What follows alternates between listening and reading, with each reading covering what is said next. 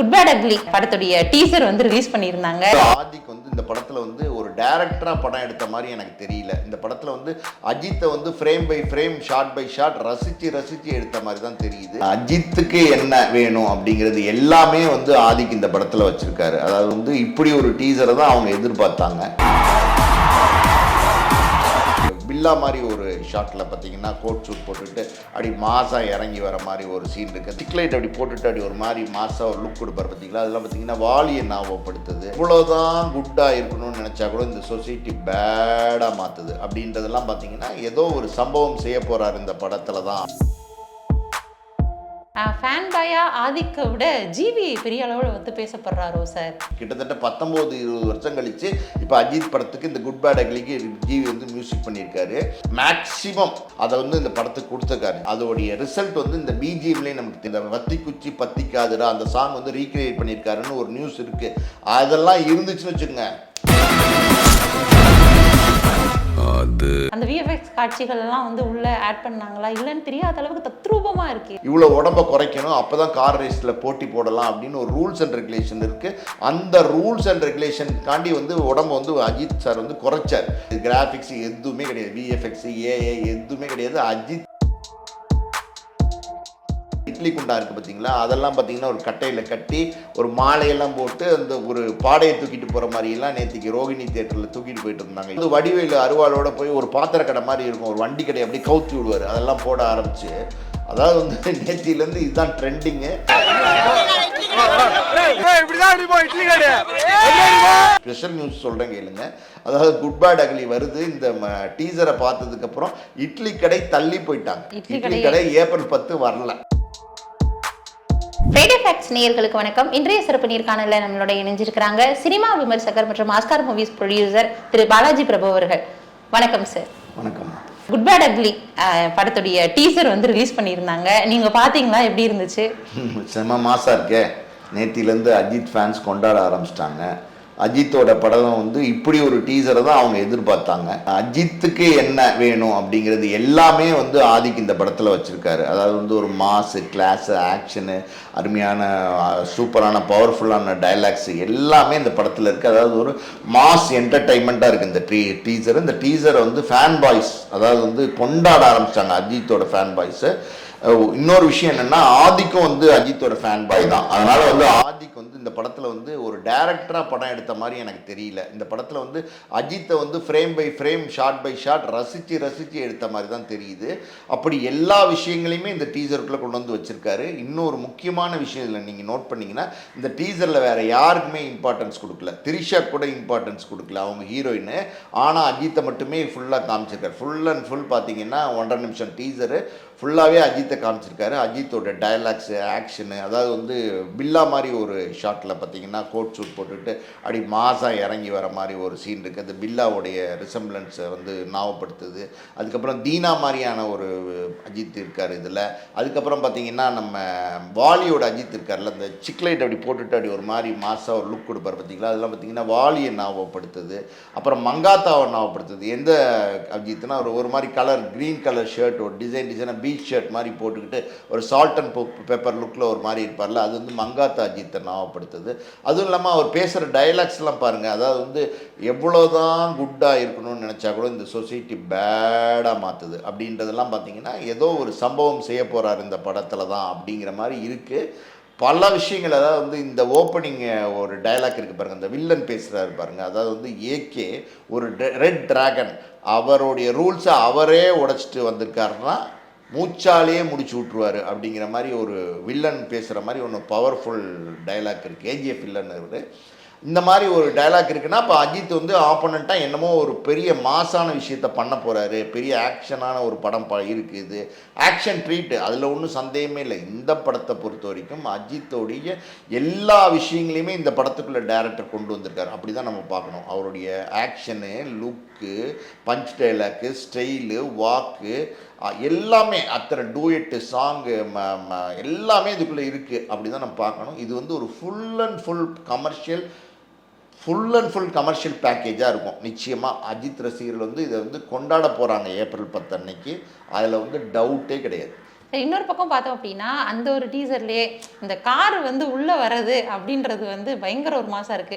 என்னதான் விடாமுயற்சி படத்துல ஒரு பக்கம் வந்து காரை காட்டியிருந்தா கூட ஒரு சின்ன கிளிப் தான் வந்து கார் வரும், அதவே பயங்கரமா என்ஜாய் பண்ண ஆரம்பிச்சிட்டாங்க. ஆமாம்மா, அஜித் ஆடியன்ஸ் வந்து பயங்கரமான ஆடியன்ஸ்மா. அஜித்துக்கு விடாமுயற்சி படம் இருக்குது பார்த்தீங்களா, அதில் நிறைய எதிர்பார்த்தாங்க. அதாவது வந்து தலையோட படம் சூப்பராக இருக்கும்னு எதிர்பார்த்தாங்க. அன்ஃபார்ச்சுனேட்லி விடாமுயற்சி படத்தில் வந்து அவங்க எதிர்பார்த்த அஜித், அதாவது வந்து மாசான கிளாஸான சூப்பரான ஒரு அஜித் இருக்கார் பார்த்தீங்களா, அந்த அஜித் அவங்க பார்க்க முடியல. அதனால் அவங்க கொஞ்சம் சோர்ந்து போய் இருந்தாங்க, அப்படி தான் நம்ம சொல்லணும். மற்றவங்கெல்லாம் பார்த்தீங்கன்னா என்னடா படம்னு ஒரு ட்ரால் பண்ணும்போது கொஞ்சம் சங்கடமாகவே இருந்துச்சு அவங்களுக்கு. ஆனால் இந்த டீசரை பார்த்ததுக்கப்புறம் அவங்க மற்ற நடிகர்களையெல்லாம் இப்போ கலாய்க்க ஆரம்பிச்சிட்டாங்க. இப்போ நம்ம ஒரு உதாரணத்துக்கு சொல்லணும்னா, இட்லி கடை வந்து ஏப்ரல் 10 வருதுன்னு அவங்களும் கமிட் பண்ணியிருக்காங்க. ஏப்ரல் 10 வருதுன்னு சொல்லி சொன்னோன்னே, அதாவது வந்து அந்த இட்லி குண்டா இருக்குது பார்த்தீங்களா, அதெல்லாம் பார்த்தீங்கன்னா ஒரு கட்டையில் கட்டி ஒரு மாலையெல்லாம் போட்டு அந்த ஒரு பாடையை தூக்கிட்டு போகிற மாதிரியெல்லாம் நேற்றுக்கு ரோகிணி தியேட்டரில் தூக்கிட்டு போயிட்டு இருந்தாங்க இட்லி கடையை ட்ரால் பண்ணி. பல விஷயங்கள் அது பண்ண தான் செய்வாங்க. இப்போ ஆடியன்ஸ் பார்த்திங்கன்னா எல்லாத்துக்குமே வேறு மாதிரியான ஆடியன்ஸ் இருக்காங்க. அதுவும் பர்டிகுலராக அஜித்துக்கு இருக்கிற ஆடியன்ஸ் எல்லாம் வந்து ஒரு வெறித்தனமான ஆடியன்ஸ். எப்படியோ ஒரு பாசம் பற்று அஜித் மேலே ரொம்ப ஜாஸ்தி ஆடியன்ஸ்க்கு. எப்போ நீங்கள் பாருங்களேன், அஜித்தோட படம் வந்துச்சுன்னா அதை கொண்டாட ஆரம்பிச்சிருவாங்க. அப்படிப்பட்ட ஆடியன்ஸு நேற்றுக்கு வந்து மற்ற படங்களெல்லாம் ட்ரால் பண்ண ஆரம்பிச்சிட்டாங்க. அப்புறம் பார்த்தீங்கன்னா இன்னொரு மீம்ஸ் போட்டிருப்பாங்க. அதாவது வந்து வடிவேலு அருவாளோட போய் ஒரு பாத்திர கடை மாதிரி இருக்கும், ஒரு வண்டி கடை அப்படியே கவுத்தி விடுவார், அதெல்லாம் போட ஆரம்பிச்சு. அதாவது வந்து நேத்திலேருந்து இதுதான் ட்ரெண்டிங்கு. மற்ற நடிகர்களையெல்லாம் ட்ரால் பண்ண ஆரம்பிச்சிட்டாங்க, மற்ற படத்தெல்லாம் ட்ரால் பண்ண ஆரம்பிச்சிட்டாங்க. இன்னொரு ஸ்பெஷல் நியூஸ் சொல்கிறேன் கேளுங்க. அதாவது குட் பேட் அக்லி வருது. இந்த டீசரை பார்த்ததுக்கப்புறம் இட்லி கடை தள்ளி போயிட்டாங்க. இட்லி கடை ஏப்ரல் 10 வரல, புரியுதா உங்களுக்கு? அவங்க தள்ளி போயிட்டாங்க. பார்த்தாங்க, அதான் இது வந்து சூப்பராக இருக்குது இந்த படம், நிச்சயமாக இந்த படம் ரொம்ப பிரமாதமாக வரப்போகுது, இந்த நேரத்தில் நம்ம போய் மோத வேணாம் அப்படின்னு சொல்லிட்டு இட்லி கடை தள்ளி போயிட்டாங்க. இன்னொரு விஷயம், அது நல்லது கூட. ஏன் தெரியுமா, 2 பெரிய படம் வந்து ஒரே நேரத்தில் வந்துச்சுன்னா, இப்போ அஜித்தும் ஒரு பெரிய ஆக்டர், அஜித் வந்து அல்டிமேட் ஸ்டார், தனுஷ் வந்து அதுக்கு கீழே தான் இருந்தாலும் தனுஷ்குன்னு ஒரு மார்க்கெட் இருக்குது, தனுஷ்குன்னு ஒரு வேல்யூ இருக்குது, அவங்களுக்குன்னு ஒரு ஆடியன்ஸ் இருக்குது தனுஷ்க்கு. அதனால் 2 படம் ஒரே நேரத்தில் வரும்போது இந்த கலெக்ஷன் வந்து டிவைட் ஆகும், புரியுது அவங்களுக்கு? இப்போ வந்து இதுவும் பெரிய பொருட்செலவில் எடுத்த படம், அதுவும் பெரிய பொருட்செலவில் எடுத்த படம், ரெண்டும் ஒரே நேரத்தில் தேட்டர் வரும்போது, இப்போ 1000 தேட்டர் 1500 தேட்டர் தான் இருக்குது அப்படின்னா 2 ஸ்க்ரீன் டிவைட் ஆகும். ஸ்க்ரீன் டிவைடும் பாதி கூட்டம் இந்த பக்கம் போகும், அந்த பக்கம் கூட்டம், கலெக்ஷன் வந்து பாதியாக மாறிடும். எந்த படமாக இருந்தாலும் அந்த போட்டியில் வந்து ஒரு படம் வந்து பெரிய லெவலில் பேசப்பட்டால் அந்த படத்தோட கலெக்ஷன் பெருசாக இருக்கும், இன்னொரு படத்தினுடைய கலெக்ஷன் ரொம்ப டம்மி ஆயிரும். அதனால் வந்து வராமல் இருக்கிறது நல்லது. அதாவது குட் பேட் அக்லி மட்டும் ஏப்ரல் 10 வர்றது ரொம்ப சூப்பரான விஷயம். அது நடக்க போகுது. அது நடக்கிற அன்னைக்கு ஆடியன்ஸ்க்கு பெரிய ட்ரீட்டு. அது வந்து இப்போவே ஆடியன்ஸ் தெரிஞ்சுக்கிட்டாங்க. பஞ்ச் டைலாக் வந்து நிறைய பேசுவாங்க, அந்த ஹீரோக்கே வந்து ஒரு என்ட்ரி இருக்கும். ஸோ அது வந்து விடாமுயற்சியெல்லாம் வந்து அந்த அளவிற்கு இல்லை. ஆனால் இந்த படத்தில் வந்து அந்த மாதிரி ஒரு மாசின் கேஜிஎஃப்ல கொடுக்குற மாதிரி வந்து கொடுக்குறது தான் வந்து ரசிகர்களுடைய ஒரு பெரிய வரவேற்பாகவே இருக்கும் சார். இந்த படத்தில் பார்த்தீங்களா, மொத்த செஞ்சிருவேன் அப்படின்றாருல, அதாவது அந்த டைலாக்லாம் ஆடியன்ஸ் வந்து பயங்கரமாக சார் எல்லாருமே வந்து நம்ம அஜித் சார் வேர்ட்ஸ் பேசினா கூட நல்லா இருக்கேப்பா அப்படின்ற மாதிரி தான். அதாவது வந்து அஜித் எல்லாம் பார்த்தீங்கன்னா இப்போ ஒரு லவபிள் பாயா நடிக்கிறதை விட அஜித் வந்து ஒரு எப்படி சொல்றது, ஒரு வில்லனிக்கு ஹீரோவா நடிக்கிறார் பார்த்தீங்களா, அந்த படங்கள் ரொம்ப நல்லா போகும். உதாரணமாக நான் சொல்றேன் கேளுங்க, வாலி வந்து 2 ஹீரோ இருந்தப்போ ஒரு ஹீரோ வீட்டுக்குள்ளே இருந்துட்டு சேட்டை பண்ணிகிட்டே இருப்பார், ஒரு வில்லன் டைப்பில் வேலை பார்த்துட்டே இருப்பார். அது ரசித்தாங்க, பயங்கரமாக கிளாப் பண்ணி ரசித்தாங்க.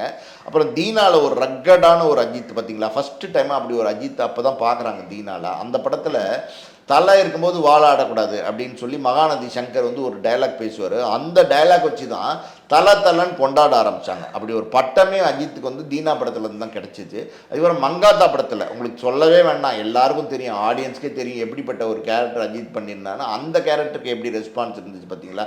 வில்லன் ஒரு படம் நடிச்சிருந்தார், அதில் எப்படி ரெஸ்பான்ஸ் பண்ணியிருந்தார் பார்த்தீங்களா. இந்த கேரக்டருக்கெல்லாம் எப்படி பண்ணியிருந்தாரோ அந்த மாதிரியே ஒரு பேட் கேரக்டர் இதில் பண்ணுறார். அதாவது வந்து இந்த டைலாக்லேயே நம்ம ஒரு விஷயத்தை புரிஞ்சுக்கலாம், எவ்வளோதான் குட்டாக இருந்தாலும் என்ன பேடாக மாற்றிடுறாங்க இந்த சொசைட்டி அப்படின்னு சொல்கிற இடத்துல பார்த்தீங்கன்னா அவர் நல்லவராக இருக்கிற மாதிரியும், அவர் வந்து ஒரு பேட் கேரக்டர், அதாவது வந்து ஃபோர்ஸ்டு கேரக்டர், அதாவது வந்து பேட் கேரக்டர் தள்ளிடுறாங்க கெட்ட பாதைக்கு அப்படிங்கிற மாதிரி சொல்லியிருக்காரு.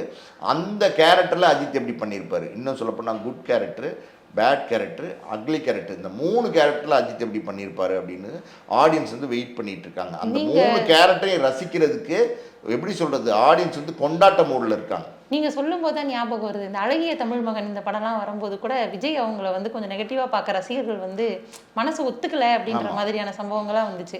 ஆனா அஜித் அவங்களுக்கு மட்டும் ஏன் இப்படி அஜித்துக்கு ஒரு மாஸ் ஆடியன்ஸ் கிரியேட் ஆயிட்டாங்கம்மா. பெரிய லெவல்ல ஒரு ஆடியன்ஸ் இருக்கிற ஒரு ஆர்டிஸ்ட் அஜித் இன்னைக்கு தமிழ் இண்டஸ்ட்ரியில. அதாவது வந்து ரஜினி கமல், அதுக்கப்புறம் அஜித் விஜய் அப்படின்னு ஒரு போட்டி, ரெட்டையர்கள் போட்டி இருக்கு பார்த்தீங்களா, அது அஜித்துக்கும் விஜய்க்கும் இருந்துச்சு, இருக்கு. இப்போ விஜய் வந்து அரசியல் போகிறேன், இனிமேல் 69வது படத்தோடு நான் முடிச்சுக்கிறேன், அதாவது ஜனநாயகத்தோடு முடிச்சுக்கிறேன் அப்படின்னு சொல்லி போகிறதுனால இனிமேல் அஜித் வந்து தனிக்காட்டு ராஜாவா, அதாவது காட்டுக்கு சிங்கம்னு சொல்லுவாங்கள்ல, அந்த மாதிரி இருப்பார். அது அவருடைய இடத்த வந்து சிவகார்த்திகேயன் பிடிப்பாரா, இதெல்லாம் நிறைய இருக்குது. அதெல்லாம் யாருமே அஜித் இடத்த பிடிக்கவே முடியாது. அஜித்தோட இடம் அஜித்துக்கு மட்டும்தான். அவர் விஜய் போட்டியாளராக இருந்தார். இப்போ விஜய் இல்லாட்டாலும் அஜித் தனியாக சோலோவாக வந்து மாஸ் காட்டுவார். அதே மாதிரி இந்த டீசரில் வந்து மேக்கிங் வந்து சூப்பராக பண்ணியிருந்தாங்க. அந்த மேக்கிங்லாம் ஒன்றா பார்த்தோன்னா ட்ராகன்லாம் வச்சுட்டு செம்மையாக பண்ணியிருந்தாங்க. இப்போ கோட் படத்தில் அந்த மாதிரி வந்து விஜயகாந்த் அவங்கள வந்து நம்ம விஎஃப்எக்ஸில் காட்டுறோம், அந்த மாதிரியே டெக்னாலஜி மூலமாக யூஸ் பண்ணுறோம் அப்படின்ற மாதிரி சொல்லியிருந்தாங்க. ஆனால் இந்த படத்தில் பழைய அஜித்தை வந்து கொண்டு வந்திருக்காங்க.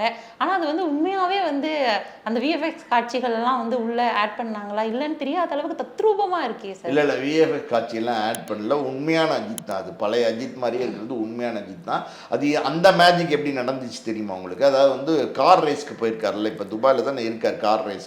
கார் ரேஸ்க்கு போகிறது உடம்பு வந்து குறைக்கணும், ஒரு பர்டிகுலர் ஃபிட்னஸ் வந்து பாடிக்கு வரணும், இவ்வளோ உடம்பை குறைக்கணும், அப்போ தான் கார் ரேஸில் போட்டி போடலாம் அப்படின்னு ஒரு ரூல்ஸ் அண்ட் ரெகுலேஷன் இருக்குது.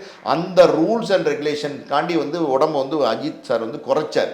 அது குறைச்சதுக்கப்புறம் இந்த படத்தில் வந்து பாதி விஷயத்தை நடித்து கொடுத்தாரு. அப்படி இருக்கும்போது அவர் உடம்பு பார்த்திங்களா, அது அவருடைய ரியல் உடம்பு தான். அவர் 10-20 வருஷத்துக்கு முன்னாடி அஜித் எப்படி இருந்தாரோ யூத்தா, அதே மாதிரி வந்து இந்த படத்தில் வந்து காட்சியளிக்கிறாரு. இது வந்து உண்மை தான். இதில் வந்து எந்த ட்ரிக்கும் மேஜிக்கு எதுவுமே கிடையாது, கிராஃபிக்ஸ் எதுவுமே கிடையாது, விஎஃப்எக்ஸ் ஏஏ எதுவுமே கிடையாது. அஜித்துக்கு அதாவது அன்னைக்கு இருந்த அதே ஃபிட்னஸ்ஸு, அதே பாடி, அதே லுக்கு, அதே ஆக்ஷன் பர்ஃபார்மன்ஸு இன்றைக்கும் இருக்குங்கிறதுக்கு இந்த ஒரு லுக்கு போதும். உண்மையாகவே படத்தை தான் வந்து டீகோட் பண்ணி ஃப்ரேம் பை ஃப்ரேமாக ரசிக்கிறாங்கன்ற தாண்டி டீசர்லேயே அவ்வளோ விஷயங்கள் வந்து உள்ளே ஆட் பண்ணியிருக்காங்க. இன்னொரு பக்கம் வந்து இந்த படத்திற்கு வந்து டிஎஸ்பி அவங்க தான் வந்து மியூசிக் பண்ண போகிறாங்க அப்படின்றது முதல்ல தகவல் வெளியாகி இப்போ ஜிவி பண்ணியிருக்கிறாரு. ஃபேன் பாயா ஆதிக்க விட ஜிவி பெரிய அளவில் வந்து பேசப்படுறாரோ சார்? இதில் ஸ்பெஷலான விஷயம் என்ன தெரியுமா, ஜிவி வந்து கிரீடம் படத்துக்கு அஜித் படத்துக்கு மியூசிக் பண்ணார். அதுக்கப்புறம் பண்ணவே இல்லை மியூசிக். கிட்டத்தட்ட 19-20 வருஷம் கழித்து இப்போ அஜித் படத்துக்கு இந்த குட் பேட் அக்லிக்கு ஜிவி வந்து மியூசிக் பண்ணியிருக்காரு. அதாவது வந்து இப்படி ஒரு ஆப்பர்ச்சுனிட்டி இருக்கு இல்லையா, அதை வந்து ஜிவி வந்து மேக்சிமம், அதாவது வந்து அவருடைய ஸ்ட்ரென்த்தை போட்டு அவருடைய என்னென்ன கொடுக்க முடியுமோ பெஸ்ட்டு அதை வந்து இந்த படத்துக்கு கொடுத்துருக்காரு ஜிவி. அதோடைய ரிசல்ட் வந்து இந்த பிஜிஎம்லேயே நமக்கு தெரியுது. இந்த டீசரில் உள்ள பிஜிஎம்மே பார்த்தீங்கன்னா செம ஸ்டைலிஷாக, செம மாசம், செம பிரமாதமாக இருக்குது பார்த்தீங்களா. அது வந்து படம் ஃபுல்லாக இருக்கும். ரெண்டாவது வந்து சாங்ஸ் எல்லாம் பார்த்தீங்கன்னா அஜித்துக்கு என்ன ஆடியன்ஸுக்கு எதிர்பார்க்குறாங்களோ அந்த மாதிரி சாங்ஸ் கொடுத்துருக்காரு. இன்னொரு விஷயம் சொல்கிறேன் கேளுங்க, ஆதிக் ரவிச்சந்திரனை பொறுத்த வரைக்கும் இப்போ பஞ்சு முட்டாய் சேலக்காரின்னு நம்ம மார்க் ஆண்டனியில் வந்து ரீக்ரியேட் பண்ணியிருந்தார்ல சாங்கு, அதில் மாதிரி இதில் தீனாவோட சாங்கு அந்த வத்தி குச்சி பத்திக்காதுரா அந்த சாங் வந்து ரீக்ரியேட் பண்ணியிருக்காருன்னு ஒரு நியூஸ் இருக்குது. அதெல்லாம் இருந்துச்சுன்னு வச்சுக்கோங்க, சும்மா செமையா இருக்கும். ஆடியன்ஸ் தியேட்டர் வந்து கலையபுரம் தான். சரி சார், இப்போ அதே மாதிரி அஜித் அவர்களுடைய படங்கள் கொண்டாடப்பட்டா கூட வசூல் அப்படின்னு வரும்பொழுது நிறைய டிஃபரன்ஸ் பார்க்க முடியுது.